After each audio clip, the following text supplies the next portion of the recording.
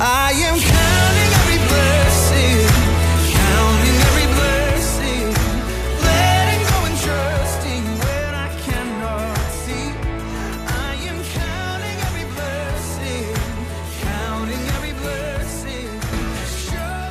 Welcome to the ND 500 podcast. Today's text comes from 1 Samuel chapter 19, verses 1 through 3. Now Saul spoke to Johnathan his son and to all his servants that they should kill David. But Johnathan, Saul's son, delighted greatly in David. So Johnathan told David, saying, My father Saul seeks to kill you. Therefore, please be on guard until morning and stay in a secret place and hide. And I will go out and stand beside my father in the field where you are. And I will speak with my father about you. Then what I observe, I will tell you. Today's message is having success with godly friendships. As we continue our study of David, no leader succeeds on his own, not even a great leader whom God called a man after my own heart and the apple of my eye. Even David needed Johnathan. Johnathan was a good friend. In the dark days, when he scrambled from cave to cave to escape the murderous threats from King Saul, David turned to his friend Johnathan for strength and encouragement. At a great risk to himself, Johnathan warned David and told him to hide out.